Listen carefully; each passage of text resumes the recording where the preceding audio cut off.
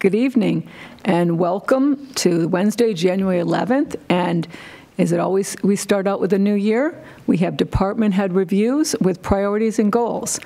And our first on the list here for 2023 is our Department of Public Works Director, Mr. Eric Tait. So I will turn it over to Eric. I will start probably with your 2022 priorities and goals. Mr. Tait? Great, thank you. So reviewing last year's everything that we had anticipated doing, or the vast majority we were able to complete, with the exception of some of our purchases for vehicles and equipment. As I'm sure some of you are aware, especially if you've been looking at getting a new vehicle, between supply chain shortages, it's been a significant issue, not only in Penfield, but even surrounding towns, being able to get vehicles, how long it takes for those vehicles to actually be built, to get to us. With that, of the equipment that was budgeted within the 2022 budget, we have been able to order our 10-wheel dump plow truck, as well as the two 6-wheel plow trucks.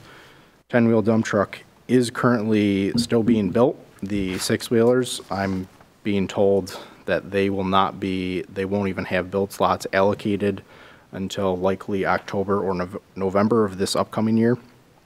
I'm sorry, of this year in 2023, due to engine shortages. So with that said, we likely won't see those or even have them until after the 2023-2024 plow season, by the time they're actually finished. So I'm sure you can assume even the vehicles and the plow trucks specifically that we had budgeted within 2023 are probably going to be pushed out another 2 to 3 years, whereas in past years, by the time we ordered them or were able to actually place the order, we were able to get them roughly 6 to 9 months later. So that's going to kind of hurt. I'm sure it's going to impact our overall maintenance budget, just keeping them longer, ongoing maintenance, repair cost, but we'll do the best we can with that. With that, for the kind of the light duty vehicles, any pickups, any passenger vehicles, there were some that were budgeted even in 2021 due to limited build slots, and manufacturers even accepting some build orders and then rejecting them and canceling them after the fact. There were a number of pickup trucks and passenger vehicles that we were hoping to buy and unable to. Because of that, I'm hoping that things change this upcoming year and that I'm able to play a little bit of catch up. Kind of hearing that a lot of the manufacturers are starting to kind of get caught up with some of their backlog. I'm hoping that is the case, and I'm hoping that we've got better luck, but actively pursuing different options to see what we can do. Certainly one option is to go out for bid and see what different car dealerships have on the lot available. The difference being we're going to have to pay sticker retail price compared to the OGS and county contract discounts that are heavily discounted over the sticker price. Typically somewhere in the range of 30 to 40%, if not more. Certainly I don't want to spend more than we have to and be conscious of taxpayer dollars. Aside from vehicles, Eric, can I ask one question? Sure. So if I'm looking right, our 2021 carryover, so that continues, I'm looking at 1, 2, 3, 4, 1, 2, 3, at least 2 dump trucks, a crew cab, and a camera van. Yes, so everything that you've got on your list that's either highlighted or shaded, those were actually vehicles where they were allocated in 2021. We had purchased them, placed the orders in 2021. Those did carry over, and we were able to, we took inventory of those in 2021. Gotcha. Okay. Thank you.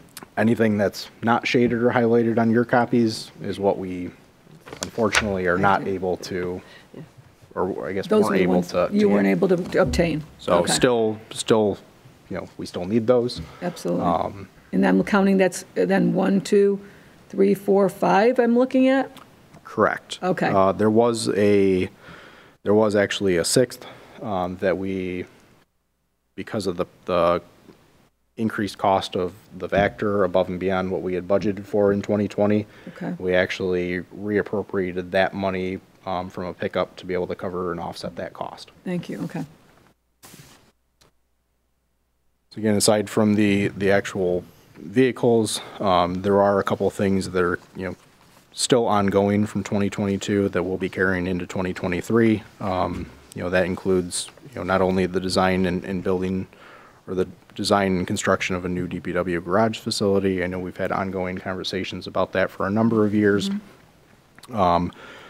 The new athletic fields over at Rothfuss Park, the actual grading and construction of those was completed. We will have ongoing maintenance over the next year just to make sure that those fields are actually ready for use before we start, assigning those to different clubs and teams. And then with Shadow Pines and the overall master plan implementation, that's going to be ongoing, no different than the Rothfuss Park master plan. While it shows a full build out, mm-hmm. we're still working towards that. So that will be something ongoing that, we did a significant amount of work on that in 2022, just trying to clean up, some of the hazardous trees, some of the trees that have come down in windstorms, trying to get through and kind of get everything under control as far as the overgrowth, mowing that with the idea that we can kind of get that on a routine maintenance schedule to pick, different portions of it each year rather than having to cover the entire property. Since you bring up Shadow Pines, and I think, since it seems to be kind of very much at the forefront of our minds, given current or present discussions, I don't see that the Shadow Pines property, or, namely the Clark House, is listed as a goal or a priority for 2023, and I'm wondering if it should be for DPW? So it is. I don't have it under expense and capital funding, given that we're still trying to figure out what the actual cost and what, I guess, looking for direction from the board as to what exactly is going to do. It certainly is, in the forefront of my mind. Well, do you continuing to work on that, just trying to figure out what the long-term goal is going to be. Yeah. Do you think it would be helpful to have, project management of that? Sure. As part of, I'm not sure where you think it might be most appropriate, maybe under safety and, maybe not under safety. I'm even thinking under the maybe a performance objective, under even section number 4 for the identification of major projects that will involve other town departments, because it's going to certainly be more than just myself. Oh yeah, it's sure. going to involve input from you as board members, absolutely. The engineering department, I'm sure finance department, and whatnot. Sure. Yeah, and you also mentioned trees and having more of a intentional plan for removal of certain trees, and I wonder, I think you had a section here on communication, improved communication, and that there would be a weekly announcement of planned work to post on the website for resident information. But to the extent that it impacts residents, do you think it might be helpful, or let me ask in a different way, are there, or in the past, have there been other ways of informing at least the directly impacted residents of proposed work in their areas? Yes, and it's still something that we do make an effort to do, depending on kind of the scope of work. I mean, we've got right now, and really every winter, we do have crews going around doing routine tree trimming. They're nipping little branches, things that are sticking out into the roads. They're hitting our plow trucks, they're hitting school buses, dump trucks, bigger vehicles. They're making sidewalks impassable, or you have to duck under a limb. So we're cutting, and kind of trying to trim and prune those trees back. A lot of that doesn't cause a lot of public uproar, given that it's so minimally invasive. But certainly want to, as part of kind of that weekly announcement, just to help provide a little bit more, as part of our overall improved communications, to even give the public an idea of what we're doing. it's one thing if we're working on their street and they actively see us. When they don't see our trucks, they don't necessarily know what we're doing and why we're doing, any given task.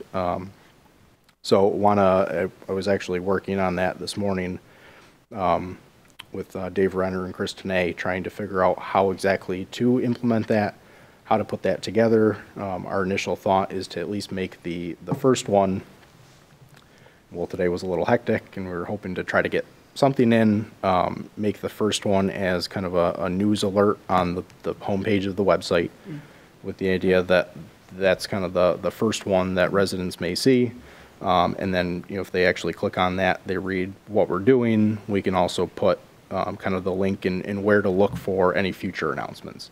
So while it says weekly, there may be some weeks where there isn't anything put on there. If it's a short week or it's a holiday week, if we've got a big paving project and we're already putting something under projects of community interest, we may not have crews elsewhere, and it may already be covered.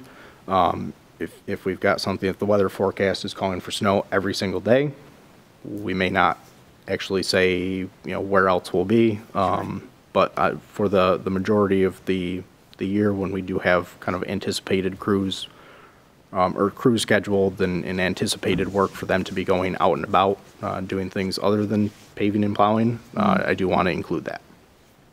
Great. And I don't know how the board feels about this, but I'm wondering, and that all makes sense to me, Eric. I'm wondering, to the extent that it directly impacts like neighborhoods or property owners. I'm thinking of the Cedar Brook Circle issue that we have. Would it have been helpful to, have like a postcard versus So Eric and I have talked about that extensively. We've talked about the communication piece about that. But the only thing, the thing with doing a postcard is you're limited to where you send a postcard out to somebody and say you're coming in a specific. You might miss people in what area you're in. I mean, that takes a lot of pre-planning on their part. I mean, you really got to do that weeks in advance and know you're going to be in that specific area. I mean, it helps. I think that's the. I mean, for bigger projects like that, certainly something that we can look into doing. There's often, we're coming up with trying to figure out who exactly we have on a given day. If when we're trying to coordinate, especially come summertime, we're trying to coordinate materials, we're trying to coordinate crews. Sometimes we're coming up with where exactly to send people on, the morning of. Depending on a number of factors, depending on the weather, depending a little bit of everything. For bigger projects like that, we can certainly try to get advance notice out. I think that this weekly announcement is more for to kind of give residents a sense of what we may be doing on a given week, without saying on such and such day at such and such time we will be in front of your house.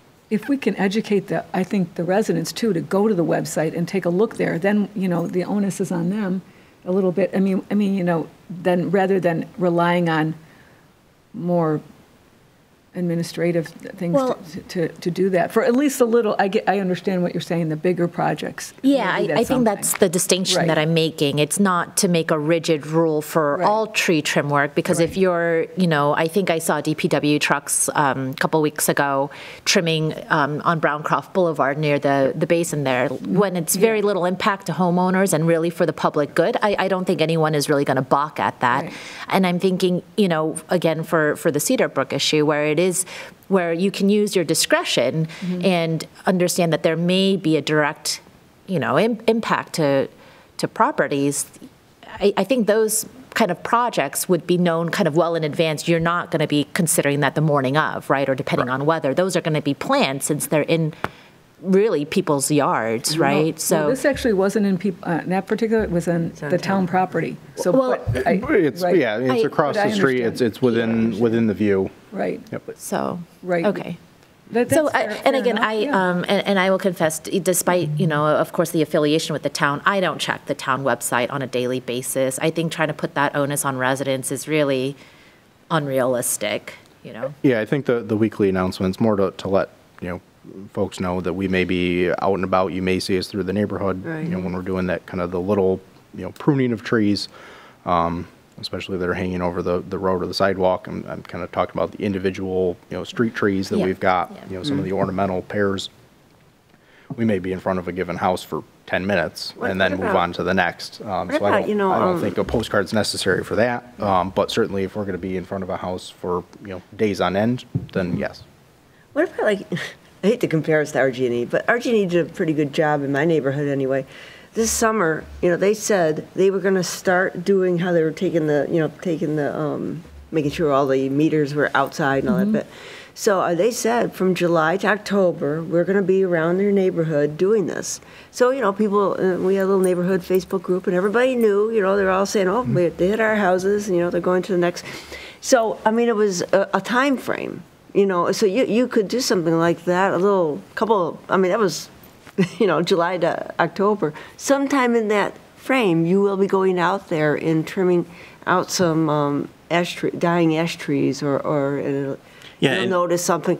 And at least they'd be, we'll be looking for that. Or maybe the card then refers them back to the website for a more detailed, narrower window. At least it tells them to look at the website for updates as to when we'll be closer to your street. Yeah, so it's like a postcard followed by, updates on the website too. And you may already be doing this, but RG&E and RG&E and Greenlight, I know when they were doing routine, Greenlight, they sent a similar advance notice of a 2-week window so that it wasn't nailed down to the date and hour and minute, but it gave residents some idea, and they actually knocked on our door and were very courteous. And again, you may already be doing this, but I think it just helps to bridge that communication with residents and be courteous. Even if it is town property, but just, I think, being out there with residents and improved communication. And so, but I think the rest of the goals and priorities, I see the progression from 2022, and I do see at least the projects outlined. I think really the major projects, DPW is well aware, and I think the board is particularly sensitive to that. So, and sensitive, again, to the Shadow Pines properties and things that we have in the pipeline. So thank you very much. Yeah, as far as this upcoming summer, I think the biggest things we're looking at doing is, a box culvert replacement on Marchner Road. We were able to actually purchase the materials in 2020 with the idea that we're going to bid out the labor this upcoming spring. We did get, as far as the cast in place pipelining of the trestle bridge for the sanitary main over the mobile home park, we did get, I believe it was CDBG grant money to help offset that. So while I was hoping that we might be able to fit it in 2022, given the county's release of funds for that and authorization to start the project, it didn't work out timing in the year, but that is something that I want to get going. I've got a lot of the documentation already ready to get that started as soon as we're able to when the weather breaks this spring. The sewer lining of kind of rear and side yard sanitary mains with limited access. A lot of that, and especially our older neighborhoods, there's mains in backyards. Without, in an attempt to be proactive, and especially with the older material, whether it's concrete pipe, clay tile, there's offset joints, there's roots infiltrating. We can actually send a liner down the pipe. It's a fiberglass liner that blows up on the inside. It essentially keeps anything from getting into the pipe or even out. So it's not infiltrating or exfiltrating.